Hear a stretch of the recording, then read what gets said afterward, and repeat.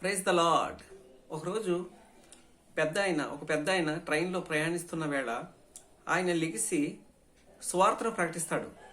మారు మనసు పొందండి, ప్రభువైన యేసుక్రీస్తు నామంలో మీరు రక్షించబడతారు, మారు మనసు పొందండి, మీ మనసు మార్చుకోండి, ప్రభువైన యేసుక్రీస్తు యందు విశ్వాసం ఉంచండి అని చెప్పి ఆయన ప్రకటిస్తున్న వేళ ఒక మహిళ, పెద్దాయన నోర్మోయ్ కూర్చో అని చెప్పి ఆ పెద్ద ఆయన్ని గద్దించి కూర్చోబెడుతుంది.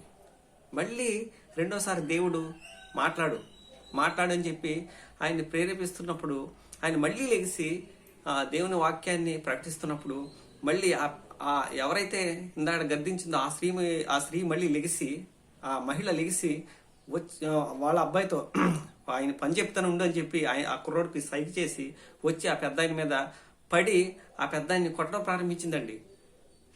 కొడుతున్నప్పుడు అదేవిధంగా ఆయన మళ్ళీ సువార్తను ప్రకటిస్తున్నాడు. ప్రభువైన యేసుక్రీస్తు యందు విశ్వాసం ఉంచండి, మీరు రక్షించబడతారు, మీ పాపాలు ఒప్పుకోండి, మారు మనసు పొందండి అని చెప్పి ప్రకటిస్తున్నప్పుడు ఆ మహిళ వచ్చి ఆ పెద్దాన్ని కొట్టేయడం, పిడిగుద్దులు గుద్దేస్తుంది వచ్చేసి. ఈలోపు ఆ చిన్న కుర్రవాడు, ఆ మహిళతో ఉన్న చిన్న కుర్రవాడు, అమ్మా ఆయన కొట్టద్దు, ఆయన దేవదూత, ఆయన కొట్టద్దు అని చెప్పి ఆ కుర్రవాడి పెద్ద అరుపు అరిసినప్పుడు, కేకవే పెట్టినప్పుడు ఆ మహిళ కొట్టడం ఆపిస్తూ మోకాళ్ళ మీద పడిపోయి ఏడుస్తూ ఉంటది. ఈలోపు ఈ పెద్ద ఆయన, అమ్మా ఏమైందమ్మా, ఏడుస్తున్నావు ఏంటమ్మా అంటే, అయ్యా మా అబ్బాయి చిన్నప్పటి నుంచి మగవాడిగా పుట్టాడయ్యా, ఈరోజు మాట్లాడగలుగుతున్నాడు. పెద్ద అరుపు అరిచి అమ్మా ఆయన దేవదూత, ఆయన కొట్టద్దు అని చెప్పి పెద్ద అరుపు అరిసారు. మాట్లాడుతాడు, నా కొడుకు మాట్లాడుతున్నాడు, నా కొడుకు మాట్లాడాడని చెప్పి ఆ పెద్ద ఆయనతో చెప్పినప్పుడు ఆ పెద్ద ఆయన అప్పుడు ఆమె రియలైజ్ అవుతుంది, అప్పుడు తెలుసుకుంటుంది, ఓహో దేవునిలో శక్తి ఉంది, ఆయన అద్భుత కార్యాలు చేయాలని ఆ రోజు ఆమె తెలుసుకుంది. ఆ పెద్ద ఆయన పాస్టర్ గారి కాళ్ళ మీద పడి ఏడిచి తన పాపం ఒప్పుకుంటుంది. ఆ తర్వాత నుంచి ఆ పెద్ద ఆయనతో కలిసి సువార్త ప్రారంభించడం, సువార్తను కొనసాగించడం, సువార్త చెప్పడం, యేసే క్రీస్తుని నిజమైన దేవుడని వారు సువార్త ప్రకటన చేయడం మనకు తెలుస్తుంది.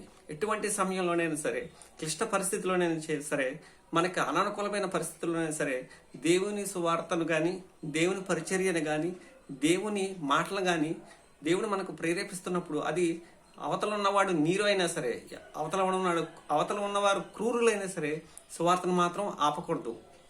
సువార్తను ప్రకటించటం అనగా క్రీస్తు గురించిన రక్షణ సువార్తను ప్రకటించటం మనం ఆపకూడదు. అది కష్టమా, హింస, వేదన, రోదన, అవసరమైతే నిన్ను ఇబ్బంది పెడతారా, కొడతారా, తిడతారా, ఆఖరికి చంపేస్తారా, ఎటువంటి పరిస్థితిలోనైనా సరే ఆపకూడదు. తద్వారా రక్షణ కార్యము అనేక మందికి జరుగుతుంది.